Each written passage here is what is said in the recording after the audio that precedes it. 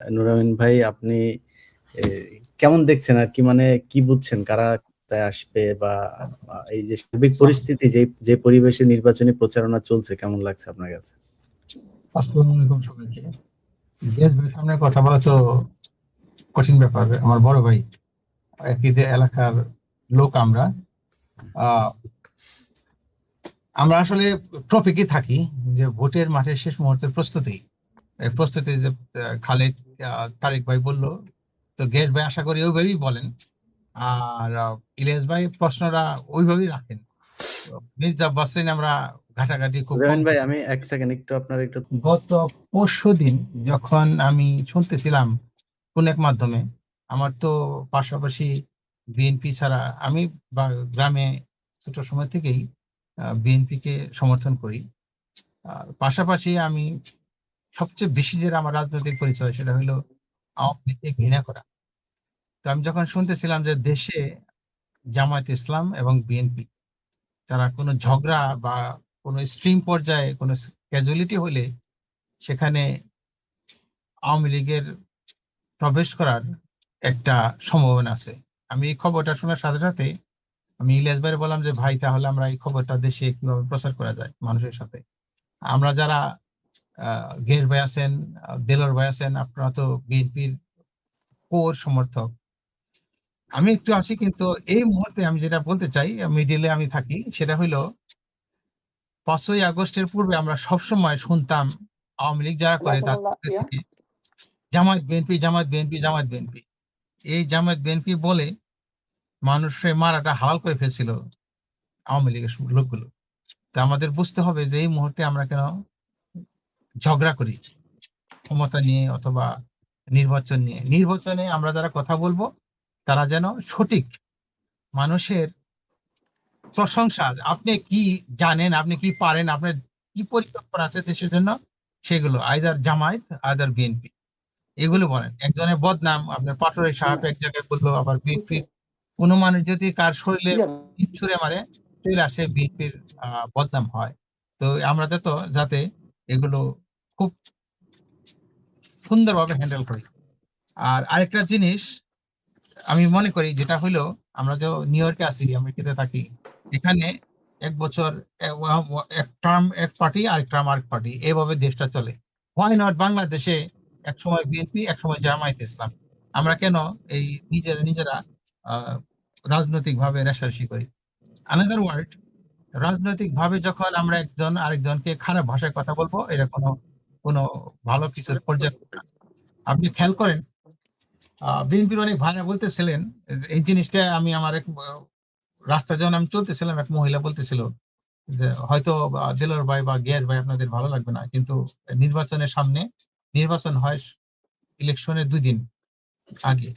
তো এক ভাই বলতেছিলেন যে জামায়াত ইসলামে ভোট দিলে আপনারা রাস্তাঘাটে চলতে পারবেন না কেন, মহিলাদের বলতেছিল কেন, তো জামায়াত ইসলামে বোরকা টোরকা এইসব আহ ঝামেলা হবে। তো আমি তাদের বলতে চাই যে দেখেন, আপনারা যারা বিএনপি করেন তারা যদি আওয়ামী লীগের সহায়তায় যদি ক্ষমতা আসেন, আওয়ামী লীগের সময় আমি ইলিয়াস ভাইয়ের শোতে বলেছিলাম এক সময় 5ই আগস্টের আগে যে মানুষকে ঘরে যায় মানুষের আকাম অত্যাচার করতো আওয়ামী লীগের মহিলারা। তো আমি মনে করি না যে এই সময়গুলি আবার ফিরে আসুক। আওয়ামী লীগের আহ ছাত্রলীগের ছেলেরা কি করতো, কোন একটা মেয়ের একটা ভিডিও বানায় তারপরে বলতো যে তুমি যদি আমার কাছে না আসো, তুমি যদি আমার সাথে আমি যাহা বলি তাহা না করো, তাহলে তোমাকে আমরা এই ভিডিওটা প্রচার করে দেবো। সেইভাবে মানুষকে অত্যাচার করতো আওয়ামী লীগের লোক। তো আমরা চাই না যে, আমরা বিএনপিকেও ভালোবাসি, আমি আওয়ামী লীগকেও ভালোবাসি। Sorry sorry sorry, please forgive me. আমি যেমন বিএনপি বা ভালোবাসি তেমনি জামাতকে ভালোবাসি। তো সেই ক্ষেত্রে আমি চাই যে ভাই আপনারা দুটো দল মিলে দেশটা পরিচালনা করেন, খুব ভালো। এই বছর বিএনপি আসুক, বারবার আওয়ামী লীগ আসুক, I don't have any problem. আমি দোয়া করি দেশে।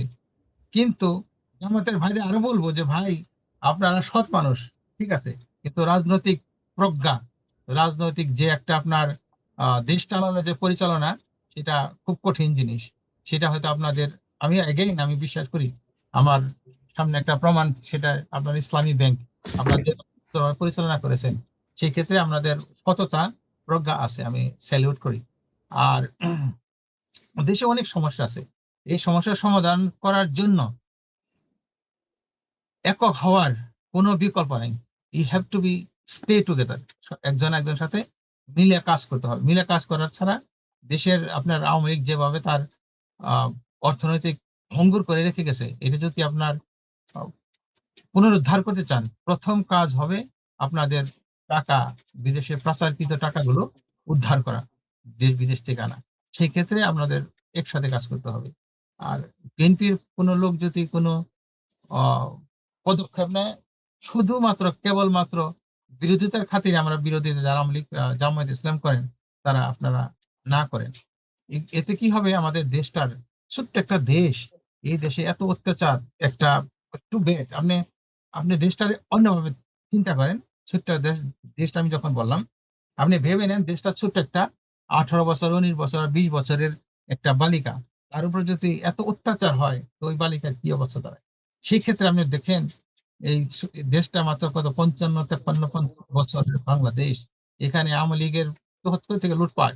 এরপরে লুটপাট। এত লুটপাট হইলে দেশের মানুষ কত লোক আছে আমি জানি না কত সংখ্যা জামায়াতের অথবা কত সংখ্যা বিএনপির আছে আপনার ব্যাংকে থেকে টাকা লোন নিয়ে, এটা কি বলে ঋণ খেলাপি। এটা ঠিক না। দেশের টাকা আপনারা খাবেন। আপনি যদি আপনি খেয়াল করেন আমি যদি এখানে দেলোয়ার ভাই আছেন, এখানে আপনার তারেক ভাই আছেন। আমি যদি আপনার থেকে ৳১০ ধার করি আর যথাসময়ে না দেই, তো কি মনোবস্থা দাঁড়াইলো? আপনার চোখের সামনে আমি লজ্জা পাবো। আপনার টাকাটা দিতে পারতেছি না বলে। কিন্তু আপনারা এখানে কোটি, কোটি মানুষের টাকা। এটা তো দেশের টাকা। আপনারা যারা নাকি রাজনীতি করার নামে দেশের টাকাগুলি লুটপাট করে নিয়ে যান, এটা তো ঠিক না। এই দেশের ভঙ্গুর অবস্থা থেকে আমরা কেমনে উত্তরণ হবো?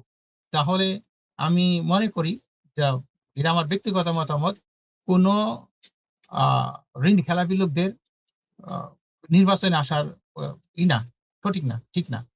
আর সেই ক্ষেত্রে আমি আরো মনে করি যেটা এটা যদি আমাদের টপিক এর মধ্যে না, আমি যেটা এটা বলতে চাই সেটা হলো অনেক জায়গায় আছে আপনার মহিলাদের জন্য সংরক্ষিত আসন। আমি এটার খুব ঘোর বিরোধী। সংরক্ষিত আসন বলতে কোনো কথা নেই। আমেরিকাতে যে যোগ্যতা বলে সরাসরি ভোটে পাস করে আসে। মহিলাদের যদি আপনারা সংরক্ষিত আসন দেন, সেক্ষেত্রে কি হবে? বাসার কাজের মহিলাগুলি সব সংসদে এসে যাবে। এরা ঠিক না। এটা আপনারা করিয়েন না। যারা আপনার আপনার জামায়াতের ভাইয়েরা ক্ষমতায় আসেন আর বিএনপির ভাইয়েরা ক্ষমতায় আসেন। ধন্যবাদ। আমি যদি একটু সময় পাই আবার পরে বলব। এখন আ ইলিয়াস ভাই অন্য কাউকে দেন প্লিজ।